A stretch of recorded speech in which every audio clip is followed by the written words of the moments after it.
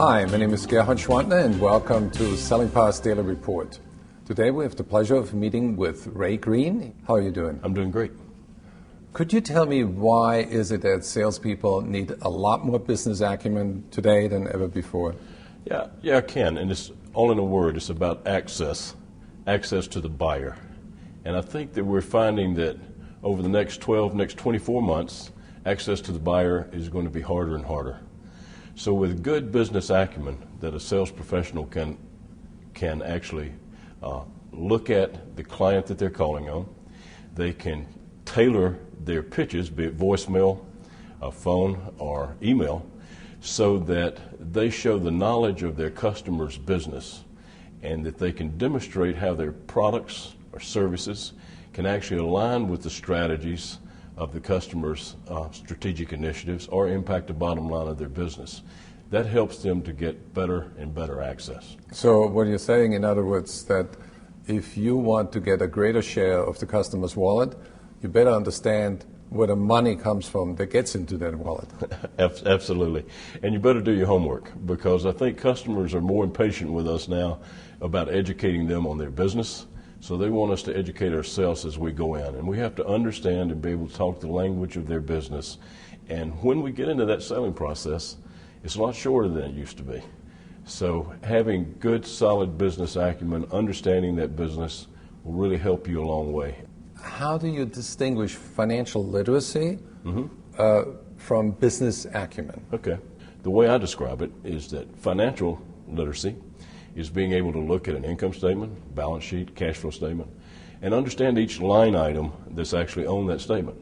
On the other hand, business acumen is knowing what strategies you can employ, what actions you can actually take in order to change the lines on that balance sheet, to improve margins, to improve inventory turns, all of those types of things that have an effect on cash flow, on profit, and the whole health of your business picture.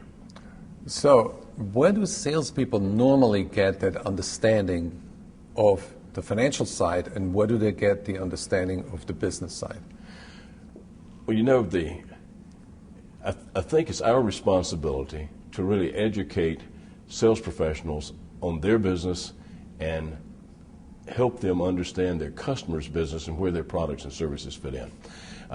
Where they get that training is got to come from their employer. It has to provide it in some shape, form, or fashion, because a great thing that we heard at your conference through much study, that we've heard that only 10% of sales professionals can actually read financial statements and interpret them. And another thing that we heard was that less than 1 in 10 sales professionals can actually articulate what the key financial metrics are for their customer's business. So in order to compete in the market today, we have to have that education. And as a corporation or as a company owners, we are responsible for bringing our sales professionals up to speed in that marketplace.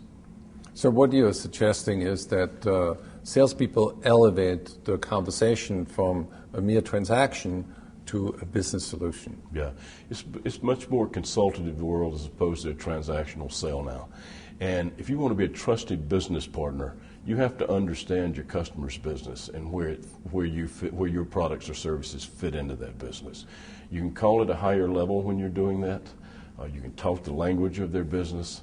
You can talk about the strategies that they're taking. You can talk about the story behind their business, and it makes a big difference. In your opinion, what is more important, having solid selling skills or having solid business acumen?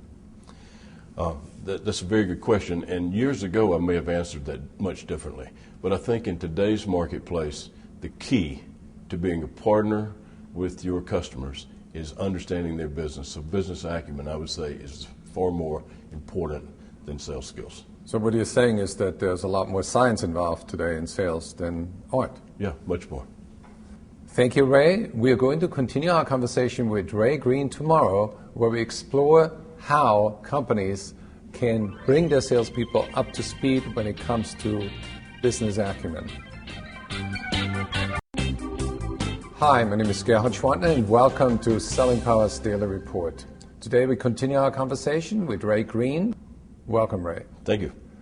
So your company has created a very unique approach to teaching salespeople how to improve their business acumen. Can you explain how it works? Sure. First, we engage salespeople into a business game where they actually become owners of a company. And they get to see a business through operating that business for 3 years, actually through a business owner's eyes. They get to see how important cash is to their company. They get to see how strategies and initiatives take place and impact the bottom line profitability of that company. They get to feel the pain of inventory turns, missed forecast. They get to see how they can improve profit margins. They find out about things about flat sales. How do they manage during those times? What kind of strategies and initiatives can they take? And the whole time they're doing that, they're also creating income statements and balance sheets and cash flow statements for what happened that year, and looking at margins like return on sales, return on assets, return on capital employed, and those types of things. So they actually develop a really clear foundation of the knowledge of business. That's the first step. Now, can you explain how long it takes to learn all this? Yes. In the simulation itself, the simulation runs for 3 business years. That takes about 4.5 hours to 5 hours. The second part is, now that we have this knowledge, what does that mean to us in our understanding of our own business? So then we take the salesperson back. Let's look at our business. Let's look at our strategies. Let's look at our initiatives. And what's your role as a sales professional in helping us achieve those things? Then there's the third piece. What is the third piece? The third piece is, let's look at some of your valued customers or prospects that you're going to call on. And let's look at it now from a business owner's perspective. And let's talk about how can our products and services help us be a better partner in helping our customers, our prospective customers, achieve their strategies and their initiatives.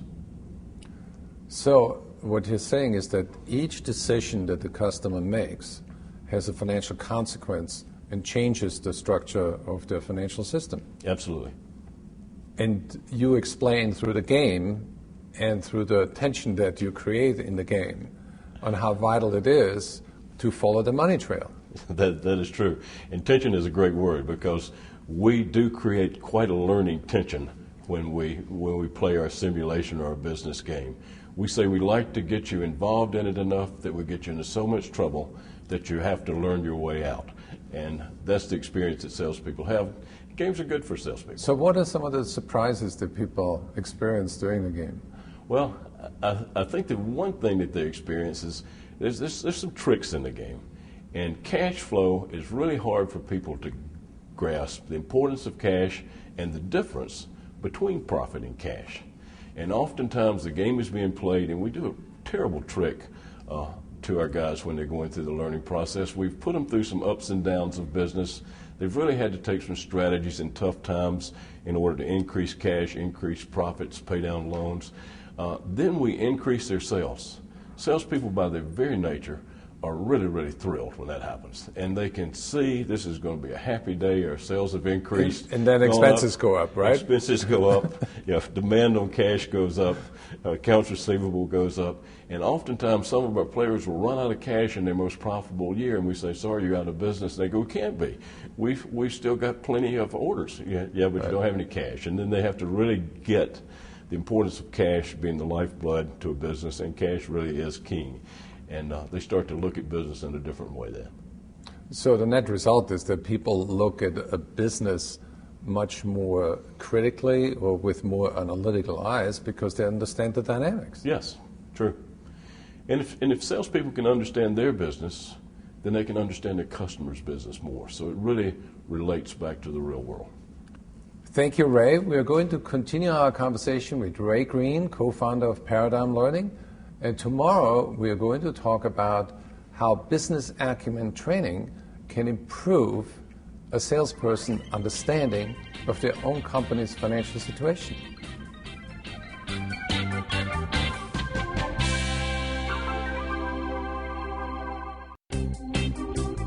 Hi, my name is Gerhard Schwantner, and welcome to Selling Power's Daily Report. Today we continue our conversation with Ray Green. Welcome, Ray. Thanks. So it sounds like you're a very strong believer in salespeople's ability to analyze their own company's situation. Yeah, I think it's extremely important that we train our salespeople to understand our own business that we're in, and we owe that to them. And one reason is that salespeople are the lifeblood of your organization, and they're really responsible for the health and well-being of the company. Also, salespeople really need to understand how to focus their attention on products, the importance of forecasting, product mix, profitable products, inventory turns, all of those types of things. Salespeople for us and for everyone else are very expensive to acquire, and even more so expensive to maintain and replace. Right. And if we lose them, very costly, not only the cost of acquisition, but also the cost of the learning curve and bringing them up to be very productive. So when we get a salesperson on board, we really need to retain that salesperson. And to do that, we owe that person to educate them on our business, where our business strategies are going, and to help them align to our business strategies.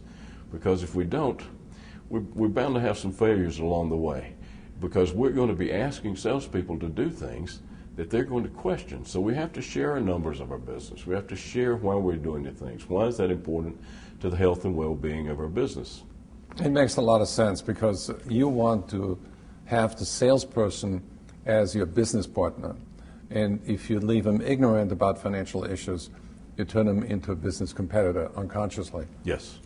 If our sales professionals don't understand our business, then how can they possibly understand their customer's business? So that's what we owe them, and we owe that to our customers too. How can we better service them through the education of our sales professionals? And also you want to explain to them the consequences of making certain decisions on behalf of the company. Absolutely, absolutely. We just launched a strategic initiative inside of our company that involved doubling our sales force. So explaining why we were doing that to our existing sales organization and aligning them to that initiative and getting them to help us to succeed, they had to understand what was in it for the company, why are we doing it, what's in it for them, how's this going to affect their future. So that alignment really has to come into place for us all to succeed. Are there certain exercises that you suggest that sales managers go through to help the salesperson understand the financial realities? Yeah, they are. I think we really look at monthly sharing what we call our dashboard, so that we look at critical numbers. Our numbers are return on capital employed, our cost of goods sold, our general and administrative expenses against budget, return on sales. So we're looking at several numbers, and we have our salespeople actually go through exercises so that they can look at our operating statements and understand what we're doing and why we're doing it, and the health of our business and the profitability of the month and the profitability of the quarter or year. So continually to give them that information, as has been referred to in later times as open book management, so that they can actually participate in the company and understand it. It's very critical. Do you reward and incentivize your salespeople based on the bottom line? Yes, we do. Yes, we do. It's very, very important. If our company is not profitable, our salespeople aren't profitable. So we're all in this together, and yes, we do. So what you're saying is that if you raise those levels of understanding of the financial realities of a business, your salespeople have not only greater business acumen, but also they're better business advisors to the customers. Yes, you'll find them. I mean, when you look and say, what's that mean? What's that happen when a salesperson has these business acumen? What's it look like?